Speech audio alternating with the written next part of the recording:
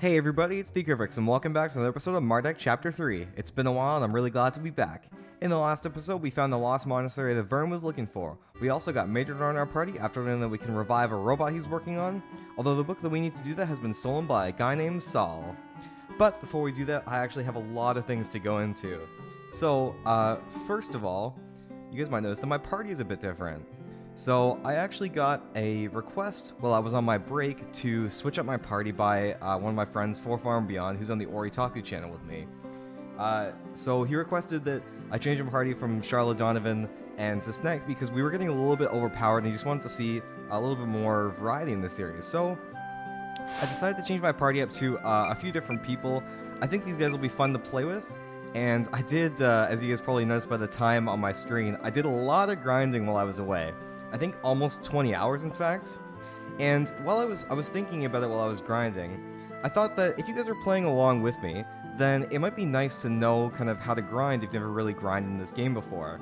So what I might do, and I'm still working on it, so don't expect a video, really soon, but probably what I'm going to do is I'm probably going to make a grinding tutorial for Mardek Chapter 1, Mardek Chapter 2, and Mardek Chapter 3, most importantly probably Chapter 3. But the other two are useful as well, because Chapter 2 has a lot of grinding that you can do in it potentially as well, which I did. So I'm still working on that. You can probably expect that within the next few weeks, because I need to play through the entirety of Chapter 2 first to get there, which will probably take me between like 5 and 10 hours or something. So, now, just before I get into all this new stuff, people who are interested in the story, I'm going to post people who are only interested in the story, I'm going to put a little text in the bottom to tell you guys when to skip to actually get to the story. But for those of you who are interested in like skills and stuff, make sure to stay around. So, first of all, I want to go over Mardek's skills because his skills have changed the least out of all of the skills. So the first thing I want to touch on is this accuracy plus 50, which is actually, it didn't seem that useful to me at least, but it's actually quite useful. It came on the headgear that Major started out with, and I got everybody to learn it, so everybody's got accuracy plus 50, so it's pretty nice. And then additionally, Mardek has learned a few new passive skills off screen. He's learned this Rainbow Aura level 1, which we hadn't done before, we just had never used it. He also learned all these plus 3 skills. So we had these plus 1s and plus 2s before, but he learned Strength plus 3, Vitality plus 2, Vitality plus 3, and Spirit plus 3. Those are all from the Stole. So these things here, these Azure Stole, Green Stole, and then the other one is a Scarlet Stole. So he learned all of those from that. Now we move into all the new party members. So Elwyn is really interesting. I don't know if we really touched on what she can do in battle before when I kind of really briefly hit her in my party for, I think, less than an episode. But she can play spirit songs. So these spirit songs are learned by sheet music, which I'm going to show you guys maybe a bit later in the episode. But each sheet music can teach her a new song. So the spirit song is what she came with. It's a motivational song that increases damage from magical attacks by a factor based on Elwyn's spirit. This is very good. Runic Rhapsody decreases damage from all magic attacks based on Elwyn's spirit, and Requiem greatly harms, not heals, undead foes. Damage is based on Elwyn's spirit. So you guys will notice that all this stuff is based on Elwyn's spirit, and as such, I've grossly increased Elwyn's spirit. I think her base spirit's like 15 or something, so I've more than doubled her spirit. So these spirit songs that she'll be playing are actually going to have a lot of an effect. So, other than that, she's got some really, really good physical defense reactions. The first one's probably going to pop up for you guys, at least, is Evasion 50%. So she learns this with the Lapis Beads, which is what she comes with. And let me actually see if I can find that to show you guys here. So it's an accessory that she comes with that's only usable by her. And it teaches her, it's right here, Lapis Beads. Evasion 50%, but it's only usable by Elwyn. So it's very, very useful, and with that, she gets evasion 70% with the bandit tunic as well. So it's really, really good. She pretty much evades all physical attacks. And then also she's just got all of the stuff here. I'm using mostly spirit increases on her because she doesn't need, she doesn't really need anything else except for vitality, I guess. But for vitality, I'm also putting HP plus 10% on her, mostly because it's good that she has HP, and she doesn't need any MP, although Spirit, I guess, inadvertently gives her a lot of MP. And then Majordor is our next party member. Majordor is also really interesting. So Majordor has abilities that he can never master, and are based on what he currently has equipped. So the abilities that he has, like I said, are based on what he currently has equipped. So we have Thermal Spanner here, which is taught by the Thermal Spanner, and then he also has Gas-O-Matic, which teaches him Gas-O-Matic. So he can only use these when he actually has these inventions equipped to him. So it's kind of an interesting character. You can't master anything, so you can't have a huge skill set, but you can choose two that give him a pretty good skill set. Then his stuff is all pretty standard. I'm giving him a lot of HP as well as just this Vitality +3 here. So just he has a lot of HP. He never relies on MP ever. So it's good for him just to have a ton of HP. And then finally, Gloria is maybe our most mundane, I guess, party member right now, but she is still useful nonetheless. So she gets coverage against all the different elements. So she has a fire, water, air, and earth spell, which are really, really good. And then additionally, she also gets coverage for the nulls, which is also super, super useful. Useful against like those security guards or the bone demon that we were going against before. And she also has this earth heal here, which restores HP to the entire party and cures poison. And I would say that this is almost better than Mardek's heal. So it's really, really good, although you can't single target it. So in situations where you want to single target, you're probably better off using Mardek's heal. Now, after all of that fancy skill stuff is out of the way, I want to talk about a bunch of items that I got off screen. So first of all, to the items that I made off screen, I made 2 items off screen. I made the Poison-O-Matic for Majordor, so that's this guy here. He didn't start with that. He started with the Thermal Spanner, but not the Poison-O-Matic, or not the Gas-O-Matic here. So the Gas-O-Matic is an invention that allows him to do mass poison damage to all enemies. Or mass earth damage with chance of poison. So it's pretty good, although most of the reason I got it was because Majordor's Thermal Spanner here is counted as a physical attack. So with the Thermal Spanner, he can master all of his physical skills, but he had nothing to master his MP, his magic attack reactions here. So I needed to get something that would help him master that, and the easiest thing, the thing that I had the ingredients for just off the bat was the Gas-O-Matic, so I made that one. And then as well, I made another Regal Crown, which is the one that teaches double gold, and the only reason I made that was just so I could make grinding a bit faster. Admittedly, I did use a gold ore, which I maybe shouldn't have, but we will find more, so it's probably not too bad. Then, also, so now onto the things I got off screen from enemy encounters. I got 2 elf caps, which is awesome. I didn't look at this before, but they actually have really, really good defense and magic defense. They have 3 defense and 3 magic defense. And also, I wanted to get them mostly because I got M damage soak 10. If you guys are playing along and you want to get elf caps, because if you remember, elf caps were particularly difficult to get. Where is our lovely elves here? Here we are. So I ended up fighting 55 of them just to get the 2 elf caps. So elf caps are a 1% drop chance, which you might think, like, that's pretty good to get 2 elf caps and 55 elf kills. But what you can do actually to make the chance of getting elf caps way more likely is if you get the lucky coin from donating, I think it's 6 artifacts to the museum, you get this Loot Finder level 1 that you can learn, which adds a 5% chance of acquiring any item after battle. And that stacks per party member, just like double gold. So if you I have Loot Finder level 1 on all my guys now, so that will stack up to 20%. So if you get all 5 Loot Finder level 1, then it'll get a 21% chance of actually getting the elf cap, which is way, way better and makes getting the elf cap much nicer. Then finally, onto the things I purchased. I purchased a Fairy Harp, which is currently on Elwyn right now, and it teaches her damage plus 20 and earth minus 50. But it's, it's useful. I got that from the Fairies in the Lifewood, and if you guys don't know where that is, I'm going to show a quick clip of it on the screen right now. It's basically just in the most left part of Lifewood where that little fairy cove is. Where we got the quest, actually, to find the lost fairies. Then, in Aeropolis, I bought an air staff for Gloria, which again she's currently wielding. And something that's kind of weird about this, her earth staff that she starts out with actually empowers earth. I think it's only 20%, but it's still pretty good. It's strange to me the air staff doesn't empower air. I kind of wish it did, but whatever. So we got that for Gloria in the Aeropolis weapon shop for I think 8,000. It's pretty cheap. Pretty useful to get as well because it gives her Twister and Null Air once, both are very good. And then from the Aeropolis Magic Shop, I got the green stole plus 6 and the green stole plus 4.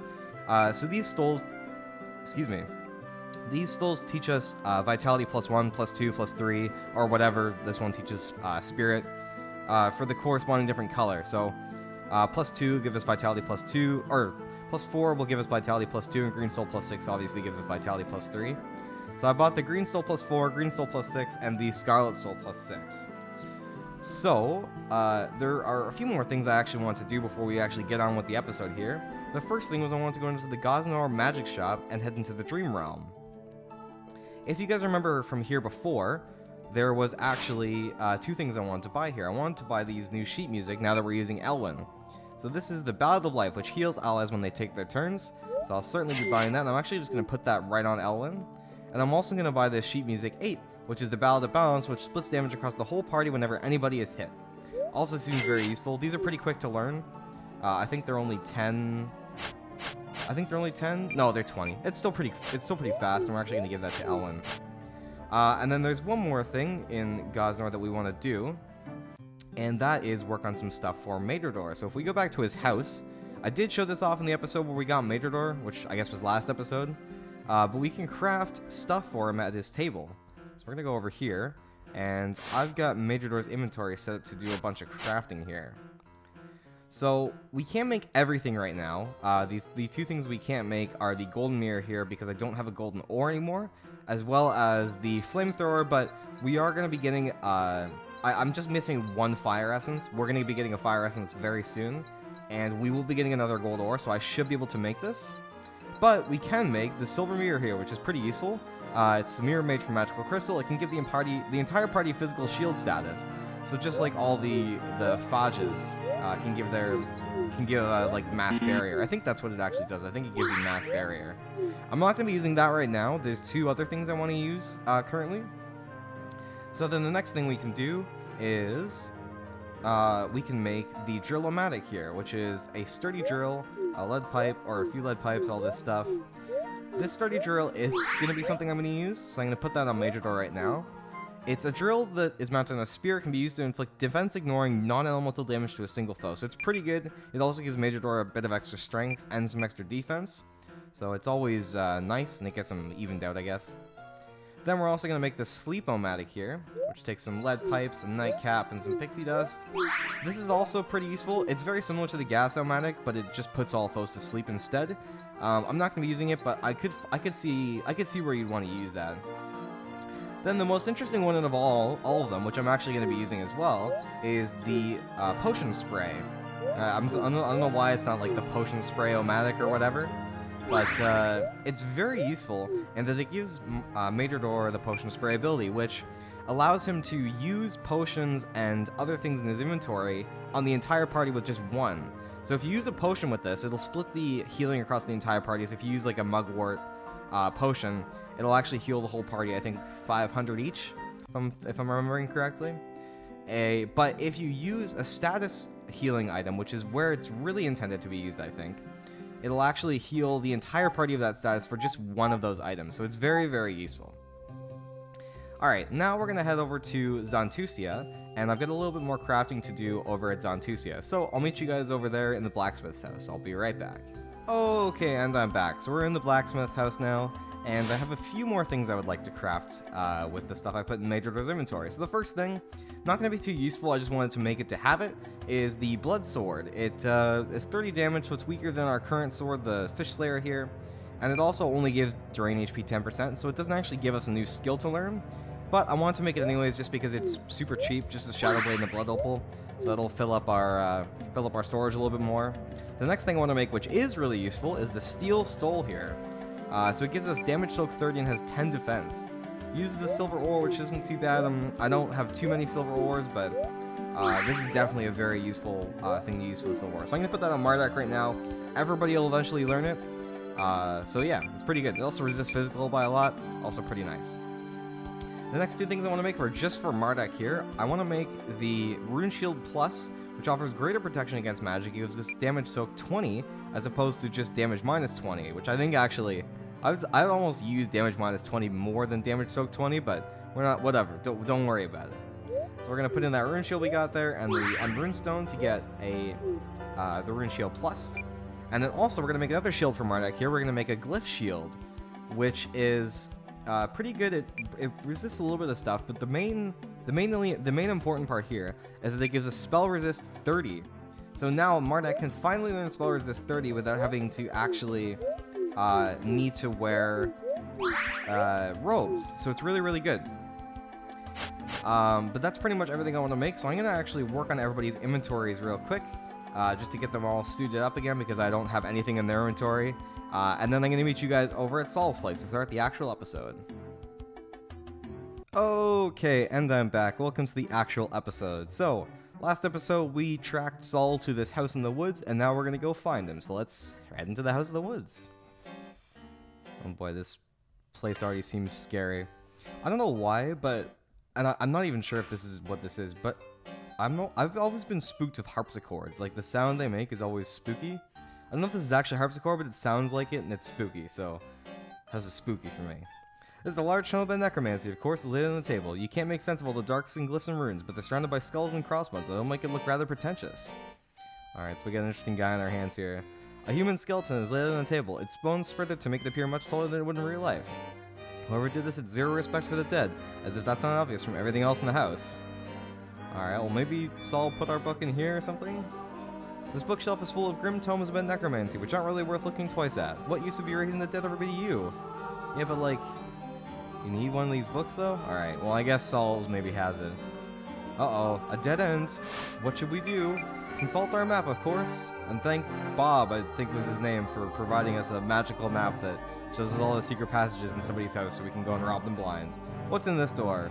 This door is sealed with a powerful magic. You can't open it or bash it down. Alright, well, I guess we gotta go this way, then. Oh, hey, it's Saul. Who are you? Asked Saul suspiciously. Hello, sir. Are you the one who recently borrowed the necromantic tome from the Aeropolis library? That will be I, answered Saul affirmatively. What of this? He went on further to ask, the ivory protuberances of his gaunt visage lit eerily by the dim torchlight, the furry caterpillars of his brow dancing in the antipode to suggest peculiar suspicion, wanting an answer that does not test his patience and is undead. Yes, can we borrow from you? Will only be a short while. That would be preposterous, exclaimed Saul suddenly, his mouth twisted into a sinister grin which might scare babies and elderly on a good day, or bad, if you prefer. This tome is mine, and mine alone. I need it for every waking moment of every day. It is like my child, my darling, my sweet. He continued to grin his twisted grin, a grimace unlike that of any sane man. Do you know what this book is for, strangers? Questioned the Necromancer in a playfully sardonic tone, his beady eyes twinkling in the gloom. He laughed a brief laugh. It's for bringing the dead to life, or a foul perversion thereof. It gives me the chills. The power of this grim grimoire, said Saul ecstatically, his deep, passionate voice a tremolo, his body visibly trembling for effect. I bet you've never dealt with a death walking like this, have you, whoever you are? He mocked, curious of the origins of these strange trespassers in a secret lair of solitude, but not enough to ask for answers. Would you like to see if this chilling magic at work, my friends? He asked, ever grinning that mad grin of his. Well, actually, I fought lots of undead before. It actually got really boring. It was a veritable army of them, in fact, including a undead grand adventure and a dragon of sorts. My friend was a necromancer too, you see. It was his doing. He was very talented, even if what he did was rather on the distasteful side of things. What? Saul felt quite dejected all of a sudden, but then he realized something. That was just too unlikely. No, they must be lying, he thought to himself. That must be it. A ruse. You must be lying, he said. Annoyed. Lying is not very nice. I think I shall let my undead pretties feast on you for your deceptions, whoever you are, grinned Saul hungrily, eager to see some fresh blood. When they are done with you, your corpses will swell my undead army, which I will one day use to take over the world. Mwahahaha! He laughed. Oh, how he laughed. Get them now, my pretties. Get them for your master. Me, Saul, he said, full of wild menace before he took his exit. Alright, I guess we're fighting these ghouls here. They seem pretty weak, only level 16. They're weak to fire. First thing you guys will probably notice, and I'm just going to talk about it really briefly in this battle here. You guys probably noticed that I actually have a bit of a different video quality than last time I left. And that's actually because I have a way different setup than when I left, I guess, when I took my little break there. Maybe I'll show a picture of it on screen just so you guys can see like what I'm working with here. So yeah, it's a much bigger setup. It's a little bit more cumbersome, but I'm glad that it allows me to give you guys a bit of a better I guess, quality of video, because for a while I wasn't too happy about the quality of the battles, at least in Mardek, just because I had them on a tiny screen that was like blowing them up to 1080p. So, anyways, we can also get 60 FPS now, which is great. But that's all inside baseball stuff. Now we gotta go chase Saul. Cool. Alright, let's go chase him. He probably went through this door, I guess. Into this portal? Uh-oh, this doesn't look good. Chortled Saul as the fools appeared in the cell. I've got you now, my pretties. I knew you'd be stupid enough to walk into that portal thinking that you were following me. You have walked into my trap. So now you are prisoners in my dungeon, like rats in a pie. Saul sneered sneerily at his victims, licking his full, beautiful lips at the thought of ripping off their flesh and animating their bones. You, knight, will make an excellent addition to my undead army. Oh yes, a death knight, or blackguard, or something. So rot away, my friends, rot away. Saul gave them one last victorious sneer before leaving them to die at the hands of his marvelous undead servants in his dreaded dungeon of terror. Uh-oh, that's not good. This sucks, Mardek. It's creepy in here, and it smells, and I don't want to be in prison. I want us out. Get us out, Mardek. Are there any loose bars or anything, or obvious exits? Maybe we can use magic or your blade to get out of here. Well, maybe we could... Do you hear something? Well, the music changed. Hey, it's our guy. Hello. Hello there, friends. What are you doing here? Are you here to lecture us about balance and keystones again? I considered it, but I couldn't really think of anything relevant in the surroundings or situation to tie the metaphor to. You're trapped in a prison by a mad necromancer. It's no deeper than that, and there's nothing to learn here other than don't walk into the strange portals in the houses of the mentally disabled. Mentally unstable, not disabled. Though it may sound creepy enough to be suitable for the decor in this place, I've actually been following you for a while. Not a long while, mind you, just long enough to see you come into this derelict house in the woods. I wonder what my friends would need with such a place, so just out of unquenchable interest, I watched. And it's good that I did, for now I'd be glad to assist you out of your predicament. Though it's not like we need help. Getting us something as low class as the shambles of this operation is a trivial matter for adventurers such as competent as us. I'm actually surprised you're going to help us. From the way you've been confronting us, I got the impression you'd be some kind of recurring villain. You trust me so little? I gave off that impression? I'm so genuinely sorry. I think I just lack the social skills to make myself more amiable and charismatic. Forgive me. Well, I'm glad you rescued us anyways. It was a nice thing to do. Didn't you just... Ah, right, I understand. Anyway, are you sure you do not need my assistance? Maybe it would be unwise for me to do this. Alas.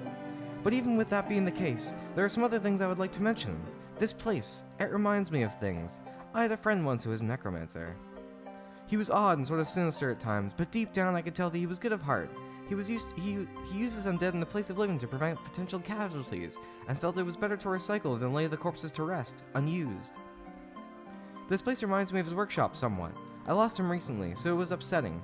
I miss him, as does the hole he left in the fabric of ordered society. I too had such a friend who sounds uncannily similar to yours. I never much cared for him, and I too lost him recently, by my hand no less. It is something that I both regret and don't. His mind was too fractured, and he was a lost cause, a threat, an obstacle removed. If he was similar to my friend, then I would think that his loss would have had violent repercussions. The loss of my friend was what led me to pondering the keystones analogy, for he was a keystone. Much disarray was caused back home by his loss, more than his selfish killer would realize.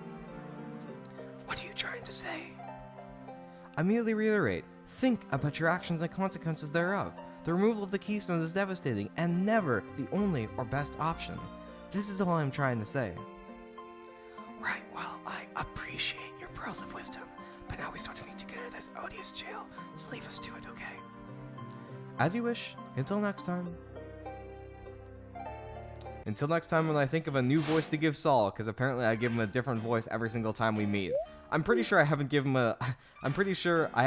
him the same voice one time that we've met him, just because I'm really bad at, well, I mean, not just voice acting, but also just remembering what voices I give people. Except unless, like, it's Rolf, because Rolf is just incredibly easy to remember. So, I just want to go through the quick gameplay loop of fighting with Elwyn in your party. So generally what happens with Elwyn is you'll pick a song to play, and she'll play it for the entirety of the battle. In this case, I want to use Requiem, because these rot rats are all undead, and Requiem just instantly kills them, which is awesome. Actually, I want to cure Mardek of his blindness, because that might turn into a problem. Alright, let's remove your taint, Mardek. That sounds pretty bad. It's always a weird spell name to me. Remove taint. I don't know. Just maybe it's the way I think, but it just always seemed kind of or not risque, but I don't know. It sounded like something. Whatever. So yeah, basically the gameplay loop with L1 is you choose a song and you play it. I'll actually go through more of the gameplay loop right now. And actually, this is a great encounter. I actually want to see this encounter. So I'm gonna go for Ballad of Life here, and when she uses it, she gains some RP on her thing. I'm just gonna actually wait through all of the stuff here and just show you guys what happens when Elwyn gets a turn. Because basically what happens is whenever Elwyn gets a turn, she gets 200 XP if she's still playing a song, and she can just wait. So the cursor goes right on wait here, and then she can choose to play another song if she wants to. A really quick way to grind with her, actually, and I'll talk more about this in the episode I'm making for grinding, is if she's playing a song, you can just play the song again to get another bit of RP on it. So that's pretty nice, and I'm just going to finish off these guys. Yeah, pretty easy. And actually, the reason why I want to fight these guys is because they can drop kite shields.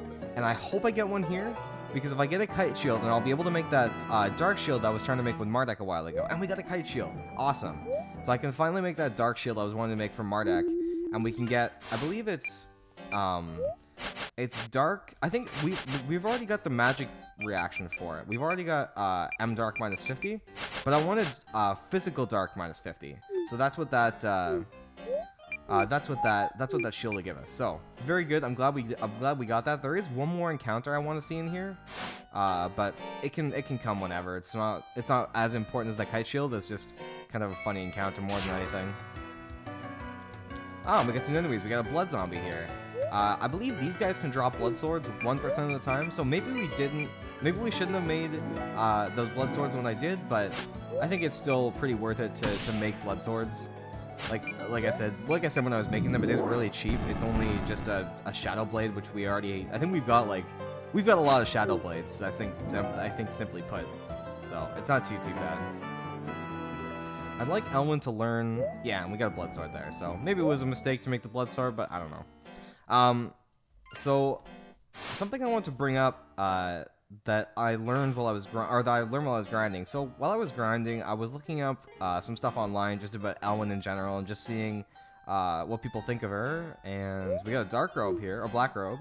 That's pretty good, but I don't think we're gonna need it because we've got these stoles here, which give us more defense and magic defense.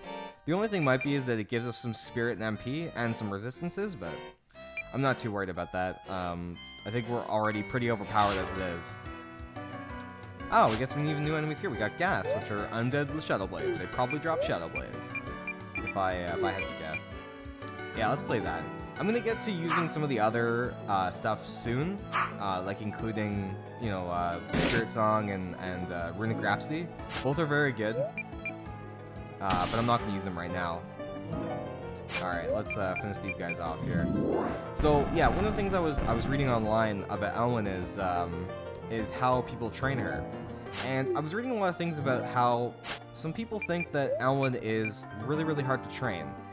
And the reason for that, and this is something I don't quite agree with, but the reason that people gave is that she doesn't really do many attacks, so she doesn't really kill many enemies and therefore doesn't get any experience. You'll notice here that Elwyn is actually 2 levels higher than Majordor and Gloria, and it's probably going to continue to be like that, just because of the quite insane amount of XP she gets from just playing music. So I don't know if this is something that people just didn't do when they were grinding or whatever, but when I play with Elwyn, I just always have her playing a song, which gets her 200 XP per turn, and especially if she uses something like, let's use Requiem here, just so I can show you. So we're going to use Requiem. She's going to get 200 XP, but her turn's not going to come around, but she's going to kill all these guys and get the XP as if she killed all of them. So I don't think it's really that hard to grind Elwyn up, because there was battles when I was grinding. Oh, I got another kite shield. There was battles when I was grinding where I would just wait around for a bunch of turns because I was waiting for an enemy to help me train my reaction skills. So on battles like that, I would get a quite insane amount of XP on Elwyn. I'd get like, you know, several thousand XP on Elwyn just by waiting. So I personally don't think she's really that hard to grind with, but I guess people have some differing opinions than me. There's another interesting thing about Elwyn, and it's actually not really well described in the game, so I'm glad that I was able to look it up and eventually figure it out. But you'll notice that her Minstrel's Tiara here has a stat called Charismatic Performer 50%. This is the only thing that has this in the whole game. And it's a really interesting piece of headwear because when Elwyn has it equipped, if she's playing music, actually we got some new music here. We got this Dolores Dirge, which gradually damages enemies over time. So we're going to throw that in Elwyn's inventory here, just so she can eventually learn it. Yeah, so that Charismatic Performer is a really interesting skill in that when Elwyn is playing some music... Oh, I guess I just have to keep going straight or something? Oh yeah, here it is. I knew there was a secret passage in there somewhere. Yes, so it's a really interesting skill in that when Elwyn is actually playing a song, enemies are 50% less likely to attack her, and then they'll attack other enemies, obviously. So I think it's a really interesting thing to have, and excuse me, it's not described very well. I don't think it's described at all in game. So I had to look it up online in order to figure out. It's not even on the Mardek wiki. I don't remember. I think I went on like a congregate forum or something to figure out what the charismatic performer actually did. So it's a really weird skill, but it's actually pretty good. And I'll probably keep the Minstrel's Tiara on Elwyn for you know, like as long as we can. Like as long as we don't have another headgear that she has to wear to you know, to learn a new passive ability or active ability or whatever. So we're probably just gonna keep it on her for now.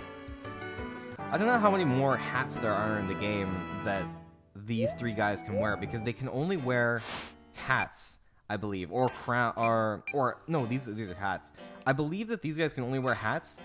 They can't wear half helms or full helms or anything like that because they're technically magic users, I guess. That bell mill is not super useful because we've already got purity on everybody who can learn it. So yeah, it's a bit weird. We don't have really many hats. But anyways, let's continue on here. See if we can find Saul. Oh, I accidentally fleed that battle. So the only thing about Elwyn that you have to be careful about is when she's playing a song, her cursor is automatically set to wait, which I had shown before. So if you accidentally hit like left and X just trying to go through a turn really quickly, then you can just kind of run away from the battle. So I didn't mean to do that, but that's something I accidentally did. Alright, let's head in here. Ooh, hello! Saul was outraged at the maddening attitudes of these interlopers. How egotistical of them to survive and try to thwart the plans of the world domination, he thought with a scowl on his beautiful yet misunderstood face. I have one last trick up my sleeves of pitch black and incredibly stylish and appropriate robes, my friends. You damned and draggling meddlers, behold this thing! Saul pointed to a large monster dripping with water in the middle of a room. I have no idea what it is. All I know is that I found it trying to crawl out of Lake Horror one day, weak, and I know what opportunity when I see one. Isn't she a beauty? It could be my finest work of art to date. This transformation from the shackles to life of the shackles of unlife. That's Morris Dreisland. It survived. Then that means it is yet to taste the blood or no battle, but I am confident that it'll rip out your skeletons for animation faster than you can say. I bet it can't really do that, and you're lying, Saul, you handsomely devilish and devilishly handsome man. Let's see, shall we? Alright, I guess we gotta fight against the Bone Dracelon here, level 22. Very, very weak compared to us. I hope I didn't grind too much to make this game too easy. But it is weak to fire and electricity. It's no longer earth, as Morix Dracelon was, but it is also undead, which makes this a lot easier because we're going to use Requiem here. Alright, check this out. So let's just get some damage on it here. I think it's going to take his turn. No, it's going to take its turn after Mardek. So we're going to use Wildfire on it because it's weak to fire. And I'm going to use Mardek to... you know what? We're gonna do this just because we can. Heal it for 1,072. And it's going to take 1178, which is crazy good. And we can't do anything with Major because he is... Or actually... Oh no, he's numb, which means he can't even use his magic attacks, unfortunately. So we're just going to wait, and we're going to have Gloria finish him off here, because she needs a bit of XP. Let's go. Oh wait, he's not dead yet. Alright, well... Zombie gas. Oh boy. Oh boy. Okay, well... That was almost close to just game overing us, because if everybody becomes a zombie... Victor just scratched his head. That's pretty funny. It's weird because if everybody becomes a zombie, then actually you just get a game over. So that was hilariously close to getting us a game over, even though he's way weaker than us. All right, let's just finish him off here. Nice. I better heal everybody's zombie. We got a phoenix plant on, pretty nice. Ah, relent, relent. I give up, I surrender. You've bested me, whoever you are. My undead are gone, whimpered Saul. Here, take this blast of necromantic tome and be gone with you, but my memory is long. You'll come to rule this day, I swear it. Now we have the necromantic tome. We must head back to my lab in Goslar to summon a soul using these dreaded black magics. Alright, well, we've defeated Saul. Leave me to be. I'm a threat for you no more, for now. Alright, well, we've done a lot. We've chased Saul in here. We finally got the necromantic tome, so we can maybe bring back that robot that Major Door was looking for. We got this necromantic tome here. An ancient book full of forbidden black magic, which Major Door wants to use to bind the soul to his metal man for the sake of science. So I think we're going to wait to do that until next time. So until then, I hope you guys are having a great day. Peace off, and I'll see you all next time. Bye.